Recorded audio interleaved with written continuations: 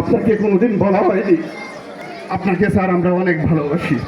যখনই মনে হয় স্যার আপনি আমাদেরকে ছেড়ে চলে যাচ্ছেন এই বিদ্যালয় থেকে, তখনই আমাদের বুকটা স্যার হাহাকার করে ওঠে। বিসমিল্লাহির রহমানির রহিম।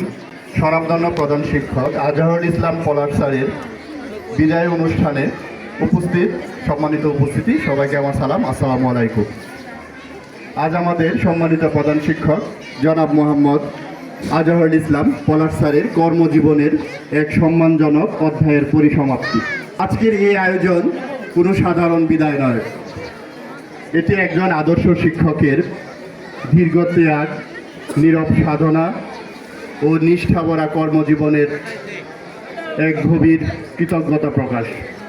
আজকের এই উপস্থিতি, এই আবেগঘন মুহূর্ত আমাদেরকে করেছে মর্যাদাপূর্ণ, করেছে স্মরণীয় ও হৃদয়স্পর্শী।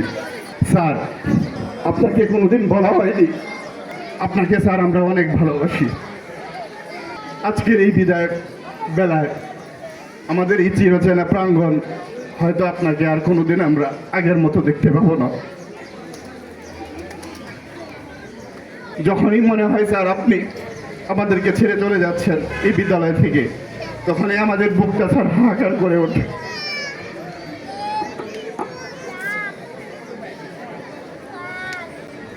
মোহাম্মদ আজহারুল ইসলাম নামের অর্থ শান্তি ও আলোর পথের মানুষ।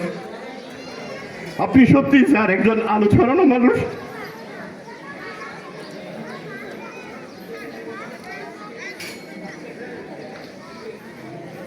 স্যার, আপনি যখন এই বিদ্যালয়ে আসার সাথে সাথেই স্যার অটোমেটিক ভাবে স্যার আমাদের বিদ্যালয়টি স্যার আলোয় আলোকিত হয়ে ওঠে। স্যার, আপনার আলোয় আলোকিত হয়ে স্যার আজকের এই বিদ্যালয়টি স্যার মডেল বিদ্যালয় হিসাবে স্যার পরিণত হয়েছে।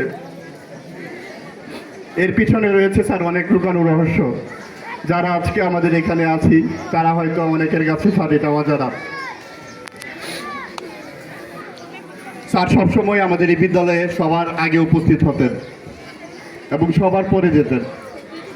স্যারকে কখনো কোনোদিন দেখি নাই কোনো অজুহাত নেই যে বিদ্যালয় পরিত্যাগের জন্য যে আমাকে আজকে অফিসের কোনো কাজে যেতে হবে।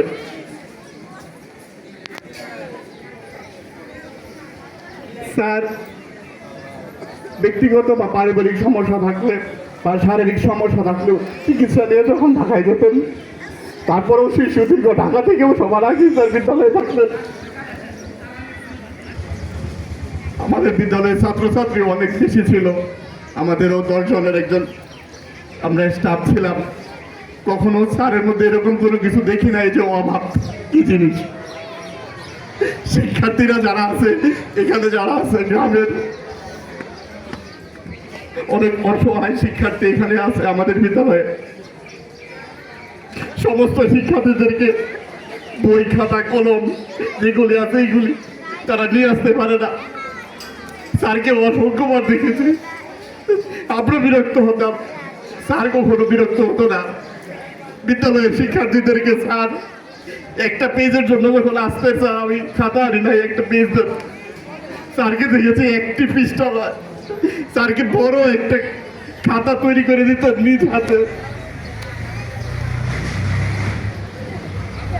স্যারের এই মহানুভবতা, তখন আমরা তাকেই দেখিয়ে দেখতাম বিষয় চুকে যে স্যারের মতো কি আমরা হতে পারবো এরকম।